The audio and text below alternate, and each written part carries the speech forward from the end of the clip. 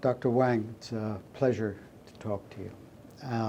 In reading your book, I was struck by the forcefulness of many of the memories of the Cultural Revolution in China. And one of the questions that came to me almost immediately was the question of culture. Is culture a way of seeing the world? You know, so much of what you do obviously is about vision and giving vision to people who don't have it.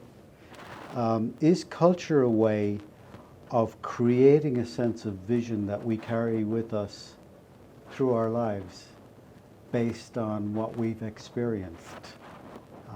And how would you respond to that? Thank you, Gerard, for your question, and appreciate your reading my autobiography, it's a great book. From Darkness to Sight. And that's what Gerard was asking about after he read my book.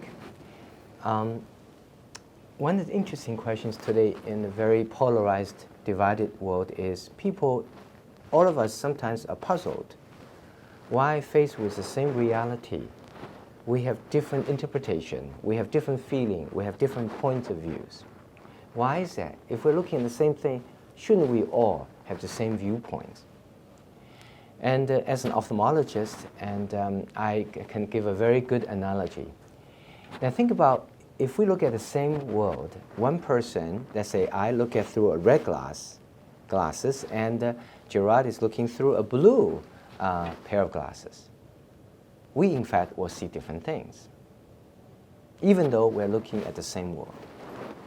So our cultural root, our upbringing, our experience as human beings, our genetic and post-birth influence by our parents, is to form their color glasses.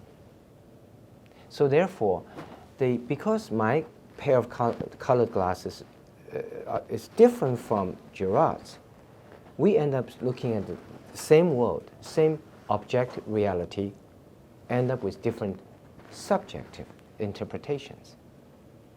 And it's important to know that this gives us certain bias and certain opinionated way based on our experience. So to answer your question is, I think this is the best example to use as an eye doctor. We are looking at the world through our own tinted glasses.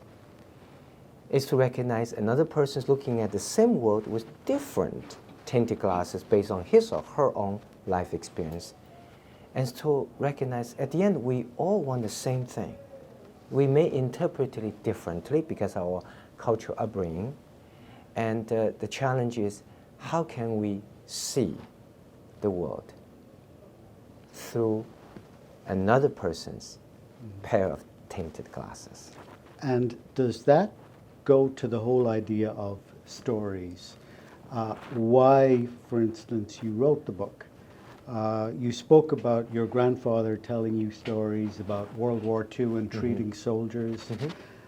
When he was telling you, you weren't there.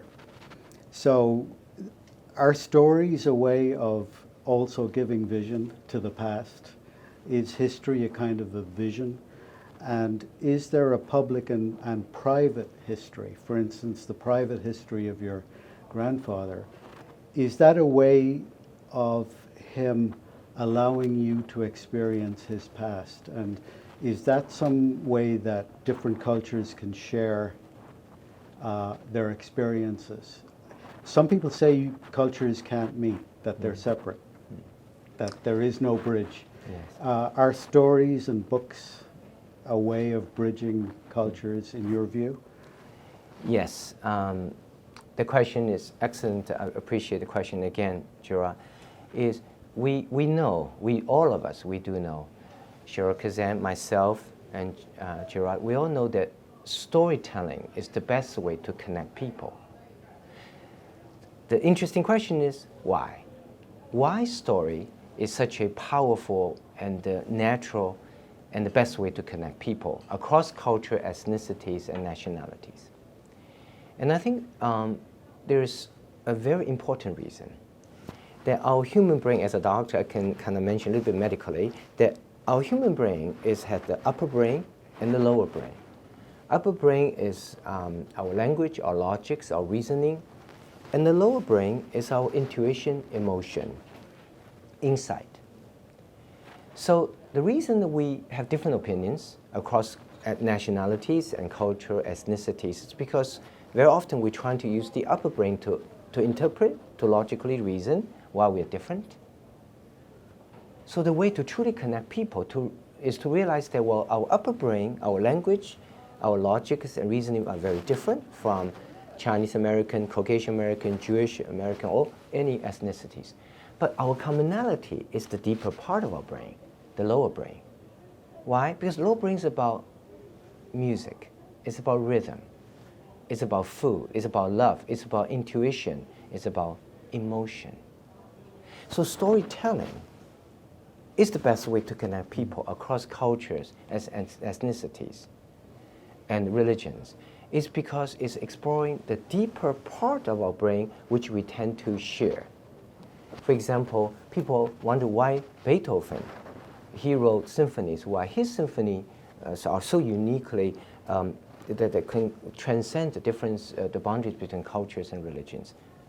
It's because Beethoven, dig deeper with his music, not just happy with the on the outside, but also the deeper, the emotional part, the rhythm, the insight. But when he dig deeper, his art ended up to be able to transcend the boundaries between culture and religions and nationalities. So learning, reading story about, hearing story from my grandfather, it transports me to a different time that I would otherwise would not have no opportunity to learn, and allow me to see his experience through his lens, his pair of tinted glasses, and finally also to learn his wisdom that he has accumulated, that living through his life.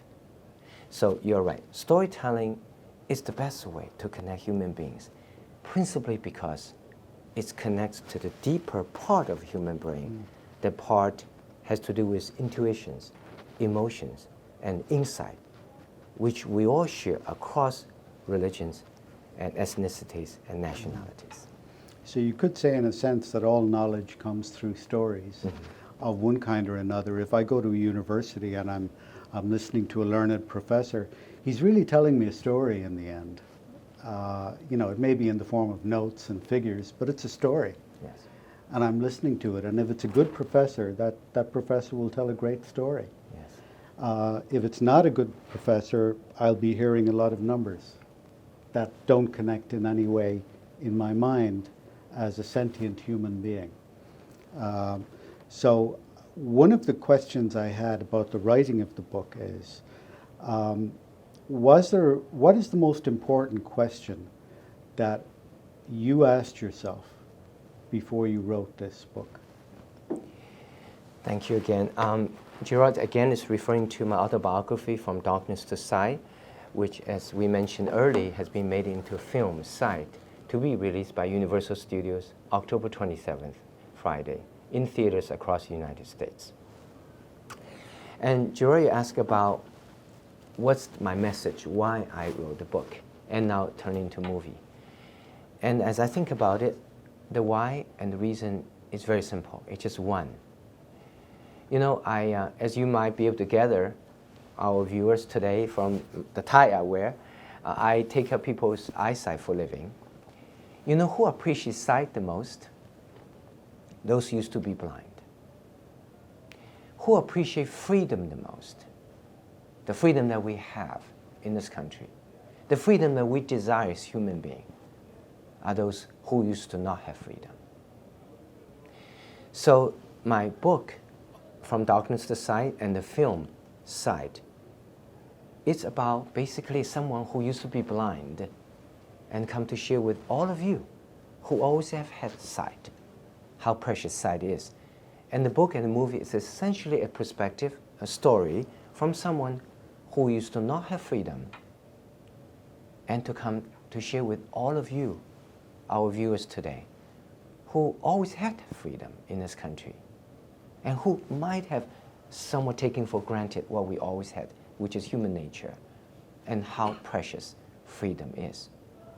because I'm very troubled by what's going on in America today. We're going away from what we used to be, a country that is, as Cheryl Kazan mentioned earlier, it's about respect, not just about tolerance, it's about that respect. The ability for fellow Americans, for all of us, to love each other despite our differences, and the ability for us to work together across our differences for the sake of this nation. We're losing that ability. We're losing the appreciation of freedom in our country by being so fixated on differences rather than appreciating what we have in common as fellow Americans, and by being so unprecedentedly unable to work across political aisles, racial divides, and ethnic divisions to find that common ground. So it might just take an experience as perspective of someone who used to be blind to share with all the sighted folks how precious sight is. It might just take the experience of someone who used to not have freedom to share with all of you, folks who always had freedom, how precious freedom is, with the hope that only by reappreciating what we have, our shared humanity, our freedom, our ability to live in a country across all ethnicities and races and cultures, to truly relive the spirit of America, to truly appreciate this country, can we have a chance to overcome our polarization and work together to find the common ground again? I think that's what's so powerful about this book. I think you're right. There is a narrative at present in the country that some stories are more important than others, or conversely, that some stories are less important than others. And I think we've forgotten that there's a commonality to all stories, which ends up with human beings. What happened to human beings? Somehow the idea that we're all human has broken down somewhere, and there is this emphasis on identity as opposed to human. Whereas I always believed that being a human was identity enough, and that what bound us together were these stories. And the untold stories are the most powerful ones of people who were blind. And I think you're right. Very few people understand what it means not to be able to see. Because how do you experience something that you haven't experienced? It's not possible. And as an aside, I was trying to think, how can I appreciate what you're saying? I became involved in astrophotography for a while, and that's the science of taking pictures of the Milky Way, for instance. And all of the colors of the spectrum, including the ones that we can't see, are in the night sky, but we don't see them, but the camera sees them.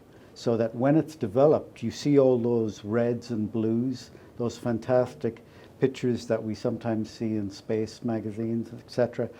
We are looking at them, but we can't see them. Our eyes don't, we capture a very narrow spectrum of light. And that was my way of thinking, well, that might be like what it means to see something for the first time if I look up and I see the sky. Is there a way in which people can be united by finding a way to see something for the first time that they haven't seen before? Because in society right now, all I'm seeing is, well, this is my way of seeing something, and you don't see it because you don't understand it. There seems to be a breakdown of that commonality that we used to have. Great question, Gerard, again. And Gerard's question actually reminds me something that Gerard told me before this interview. He said that someone who lived in a house with a tree in front, and when returned to the house, the tree is not there, he might say, oh, he's missing something because he used to seeing the tree in front of his house. But someone else who never lived in the house, visit the house now, not seeing that tree, would not have the sense of not seeing something that's supposed to be there. I think my simple answer to your question about how can we see through our polarization and find the common ground is to see what should be there. Not just to see what is there. To see the unseen. to realize that there's much more to life than what we see.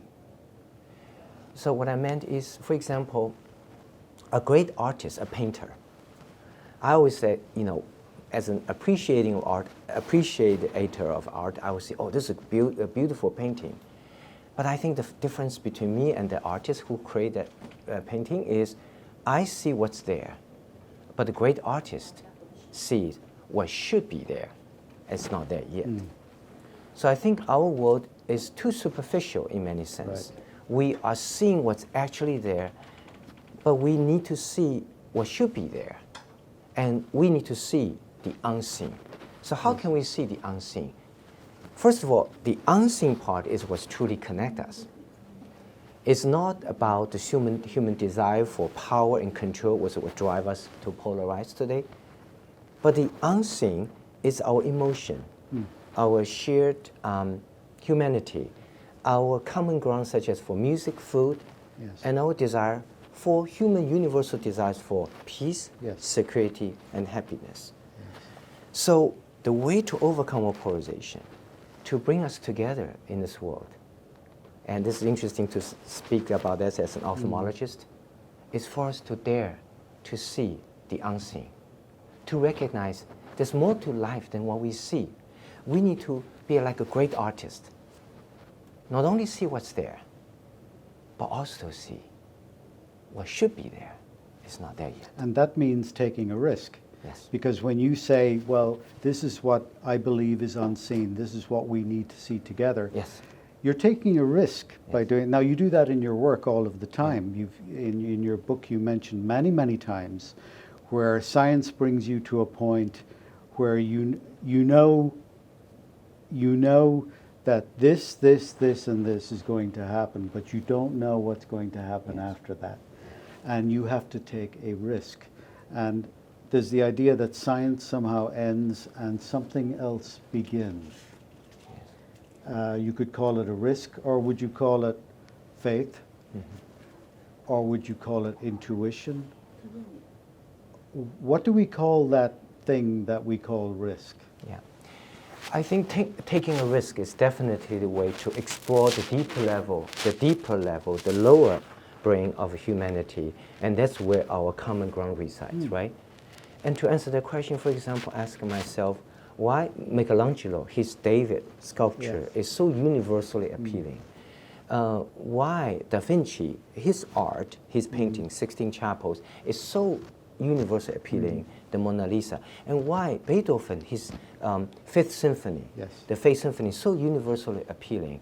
In a way, it's hard to imagine because this is a German composer who wrote this music 200 years ago or something.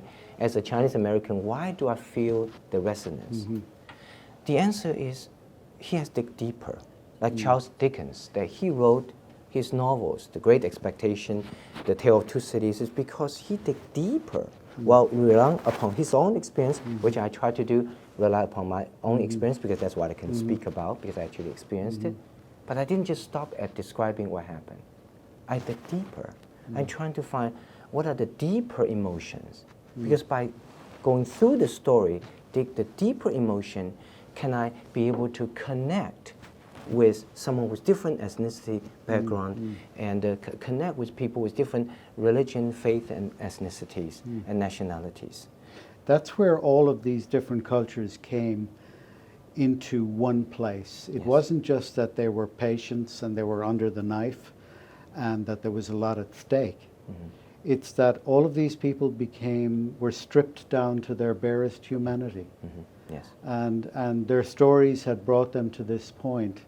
And now the question was, and there was a lot of pressure on you, and people who read the book will feel this pressure.